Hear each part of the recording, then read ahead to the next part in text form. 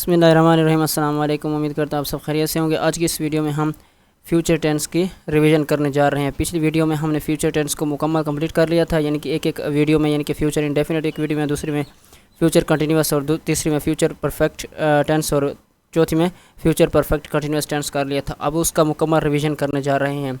तो चलते हैं, पहले फ्यूचर इंडेफिनिट टेंस के मुतालिक बात करते हैं कि वो क्या होता है, उसकी क्या पहचान होती है और उसका स्ट्रक्चर क्या होता है। इसको उर्दू में कैसे पहचानेंगे? फ़िक्रे की जो जुमले के आखिर में गा गी गे आता है, ठीक है ना, और हेल्पिंग वर्ब विल शेल आता है। स्ट्रक्चर इसका क्या होगा कि काम की चीज़ होती है स्ट्रक्चर, ठीक है। तो सबसे पहले सब्जेक्ट होता है काम करने वाला, ठीक है। उसके बाद हेल्पिंग वर्ब में कौन सा है? विल या शेल आएगा। फिर मेन वर्ब की फर्स्ट फॉर्म आती है, ठीक है, और इसके बाद ऑब्जेक्ट आ जाता है। जैसे कि दे क्या है? सब्जेक्ट है। आपको पता है ही और आई और वी के साथ सिर्फ विल आता है, शेल आता है। आई और वी के साथ शेल आता है, बाकियों के साथ सबके साथ क्या आता है? विल आता है। सही है, इस चीज़ की याद रखना है। आई और वी के हाँ, आई और वी के साथ क्या आता है? शेल आता है, बाकियों के साथ विल आता है। ये चीज़ याद रखना। सही है, बाकी सब्जेक्ट के साथ। अच्छा, दे विल क्या? हेल्पिंग वर्ब है। वाइन मेन वर्ब की फर्स्ट फॉर्म और द मैच ऑब्जेक्ट हो जाएगा, ठीक है। इसको नफी में तब्दील करेंगे, क्या तरीकाकार होगा कि विल और मेन वर्ब, हेल्पिंग वर्ब और मेन वर्ब के दरमियान नॉट लगा देना। जैसे सब्जेक्ट हेल्पिंग वर्ब और मेन वर्ब के दरमियान में नॉट लगा देना, बाकी वैसे का वैसा स्ट्रक्चर रहेगा, ठीक है। जैसे इस she will not write a letter, जैसे वो ख़त नहीं लिखेगी। शी क्या है? सब्जेक्ट है। विल हेल्पिंग वर्ब है। नॉट यहाँ पर हेल्पिंग वर्ब आ जाएगा। फिर मेन वर्ब की फर्स्ट फॉर्म और आखिर में ऑब्जेक्ट आ जाएगा। इसको सवालियों में बनाने का तरीकाकार क्या होगा कि इसको सवालियों में बनाने का इसे क्या है कि इसका स्ट्रक्चर ऐसे होगा कि सवालिया में तब्दील करने का तरीकाकार क्या होगा? अच्छा, नफ़ी को नेगेटिव कहते हैं और सवालिया को इंटरोगेटिव कहते हैं। इस चीज़ का आपको इल्म होना चाहिए, ठीक है। तो इसका स्ट्रक्चर कैसे होता है? सबसे पहले इसको हम जो हेल्पिंग वर्ब होता है उसको सबसे पहले ले आते हैं, बाकी वैसे का वैसा रहता है। और आपको पता है सवालिया में नेगेटिव जो नॉट होता है उसको हटा दिया जाता है। और लास्ट में इस चीज़ का याद रखना है कि लास्ट में किसी भी सवालिया हो, मतलब चाहे perfect continue, indefinite, continuous, perfect, किसी में भी अगर सवालिया होगा तो लास्ट में क्वेश्चन मार्क आपने ज़रूर लगाना है, ठीक है। इसका क्या होगा कि सबसे पहले सब्जेक्ट आ जाएगा, जैसे कि विल शी, ठीक है ना। विल का क्या मानी होता है? विल मानी यानी कि हेल्पिंग वर्ब है और शी क्या है? सब्जेक्ट है। सो ठीक है ना, सब्जेक्ट है और राइट क्या आ जाता है? मेन वर्ब की फर्स्ट फॉर्म और आखिर में ऑब्जेक्ट आ जाता है और लास्ट में क्वेश्चन मार्क। जैसे will she write a letter, क्या वो ख़त लिखेगी, ठीक है। तो नेक्स्ट पे चलते हैं। फ्यूचर इंडेफिनिट टेंस हमारा कंप्लीट हो गया। अगर कहीं इसमें आपको किसी जगह समझ ना आए तो आप कमेंट्स में ज़रूर पूछ सकते हैं। तो चलते हैं फ्यूचर कंटिन्यूअस टेंस की तरफ। तो फ्यूचर कंटिन्यूअस टेंस को उर्दू में ज़माने मुस्तकबिल जारी कहते हैं। उर्दू में इसकी क्या पहचान होती है? फ़िक्रे के आखिर में रहा होगा, रही होगी, रही होंगे वगैरह आते हैं, ठीक है। जैसे अच्छा, मैं आपको एक और काम की चीज़ बता दूं कि फ्यूचर इंडेफिनिट का मतलब होता है कि कोई ख़ास मुकर्रर वक्त नहीं होता, यानी कि मुस्तकबिल में किसी भी आने वाले ज़माने में किसी भी मतलब वक्त काम हो सकता है, ठीक है। उसमें कुछ ख़ास वक्त की कैद नहीं होती कि इस वक्त से लेकर इस वक्त, यानी कि कोई मखसूस वक्त नहीं होता इसमें, ठीक है ना। लेकिन ये जो मुस्तकबिल जारी है इसमें ये तो पता है कि आगे होगा लेकिन जारी होगा, ठीक है ना। कब होगा मतलब ये तो पता नहीं है, लेकिन एक हमें कुछ इल्म हो रहा है कि कोई काम होगा जो जारी होगा, इस वक्त जारी होगा, ठीक है। तो उर्दू में इसकी क्या पहचान होगी? फ़िक्र आखिर में रहा होगा, रही होगी वगैरह आते हैं। जैसे अली सबक याद कर रहा होगा, वो कपड़े धो रही होगी वगैरह। सही है, इसका स्ट्रक्चर होता है, काम की चीज़ होती है स्ट्रक्चर। सबसे पहले सब्जेक्ट के बाद हेल्पिंग वर्ब में क्या होगा? Will be shall be. इसकी चीज़ का रखना, हमने इंडेफिनिट पढ़ा है सिर्फ विल और शैल, इसके साथ अभी बी साथ लग गया है, ठीक है। कंटिन्यूअस में क्या होता है? बी होता है। सही है, बी मतलब काम हो रहा है कोई। सही है, विल बी। सही है, विल बी या शैल बी। विल बी आपको पता है कि आई और वी के साथ होगा, बाकी साथ सॉरी शैल बी जो है ना वो आई और वी के साथ होगा, बाकी सबके साथ विल बी इस्तेमाल होगा। सही है, मेन वर्ब की फर्स्ट फॉर्म के साथ आई एन जी, जहाँ पर भी कंटिन्यूअस होगा, चाहे प्रेजेंट का, पास्ट का, फ्यूचर का, किसी में भी जहाँ पर कंटिन्यू वो होगा वहाँ पर आई एन जी होगी, ठीक है।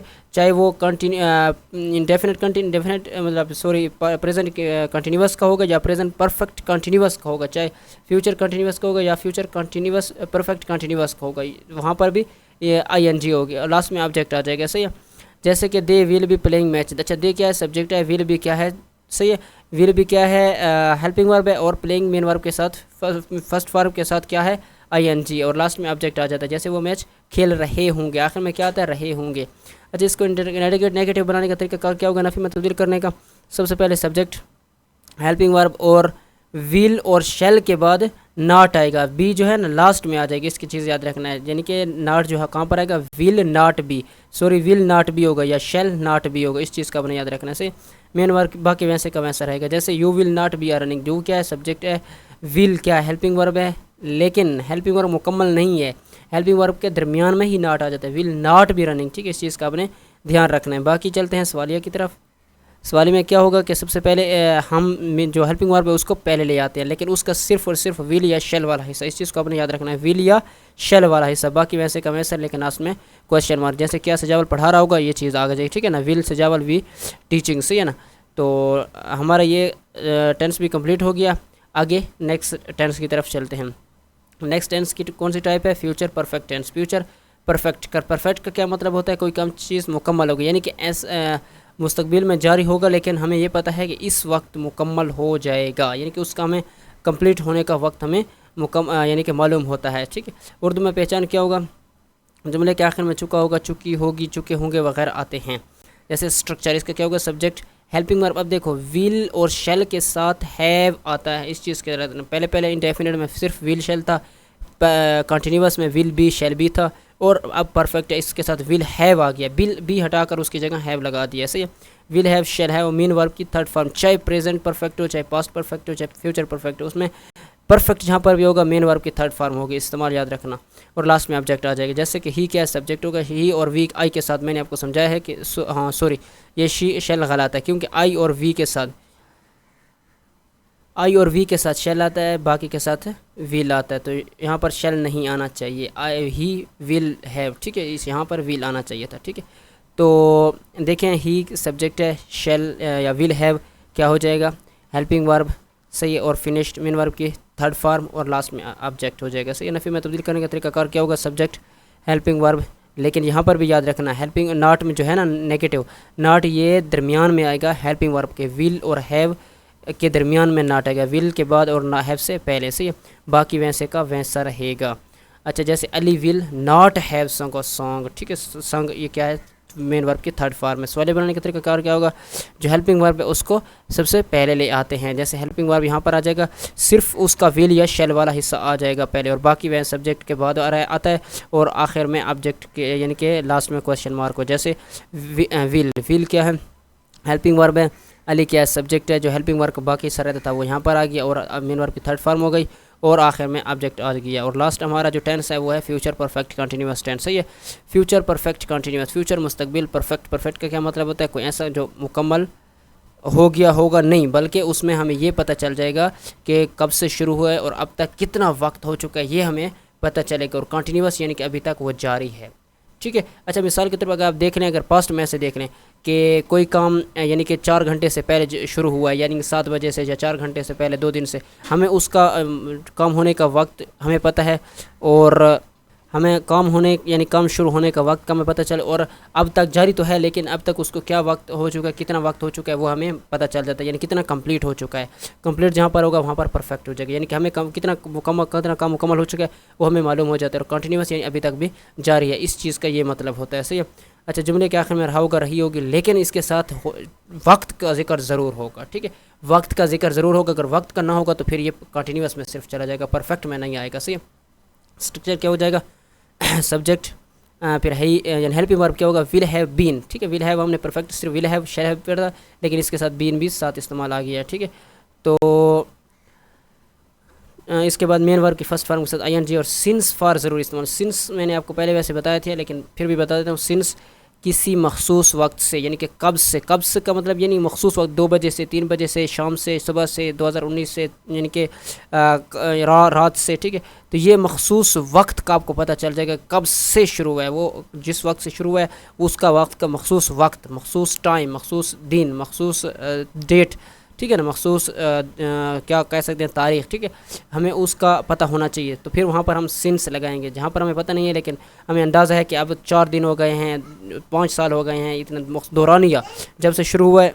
सही है, मतलब कि उसका दौरानिया कब से अब कितने साल हो चुके हैं, यानी कि अगर मतलब कि सोमवार से शुरू हुआ है तो सोमवार, और अब मिसाल के तौर पर जुमा है, तो 3-4 दिन जितने भी होते हैं वो मतलब हम कह सकते हैं कि काम को 4 दिन हो गए हैं। सही है, मिसाल के तौर पर अगर अभी 4 बजे हैं तो 2 बजे काम शुरू है, हम कहते हैं 2 घंटे से काम शुरू है, उसका दौरानिया बताते हैं, मखसूस वक्त नहीं बताते, वो पॉइंट नहीं बताते, बल्कि हम उसका जो कब से काम शुरू हुआ है और अब तक कितना वक्त हो चुका है वो दौरानिया बताते हैं। तो उसके लिए हम फॉर लगाते हैं। उम्मीद करता हूँ यहाँ समझ आ गई होगी। और लास्ट में ऑब्जेक्ट आ जाता है। इस चीज़ का आपको पता वैसे होना चाहिए कि लास्ट में ऑब्जेक्ट आता है। सही है।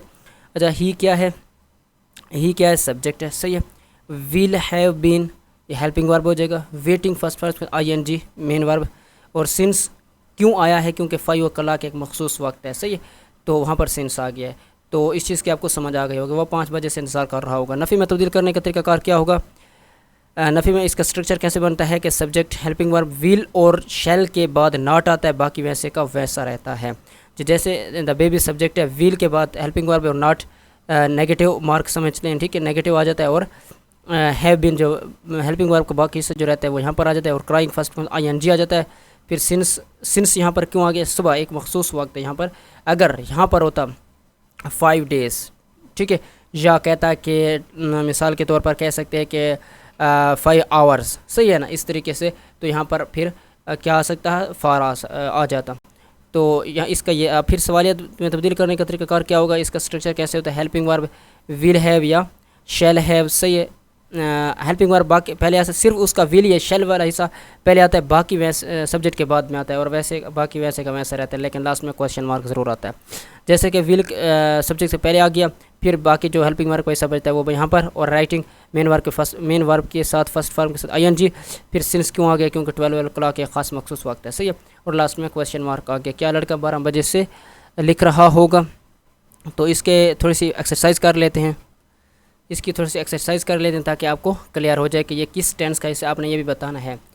अच्छा, पहला है I shall have finished my work when you return home, यानी कि जब आप घर लौटेंगे तो मैं अपना काम ख़त्म कर लूँगा। सही, आपने ये बताना है ये किसका हिस्सा है। ठीक है, तो अब ये आपको पता होना चाहिए ये परफेक्ट का हिस्सा है। फिनिश्ड थर्ड फॉर्म आ गई है। सही, ये परफेक्ट का है, फ्यूचर परफेक्ट का है। अच्छा, सेकंड पे क्या है? You will be watching the next video. You क्या सब्जेक्ट हो गया, विल बी आपको पता होना चाहिए कि शैल हैव या विल हैव कहाँ पर आता था? परफेक्ट में आता था। विल बी कंटिन्यूस में आता है। इस चीज़ को भी आप ध्यान में देखें। विल हैव बीन, अब ये विल हैव बीन ये कहाँ क्या? कंटिन्यूस, अभी पीछे वाला अभी पड़ा है। ठीक है, यानी कि परफेक्ट कंटिन्यूस टेंस।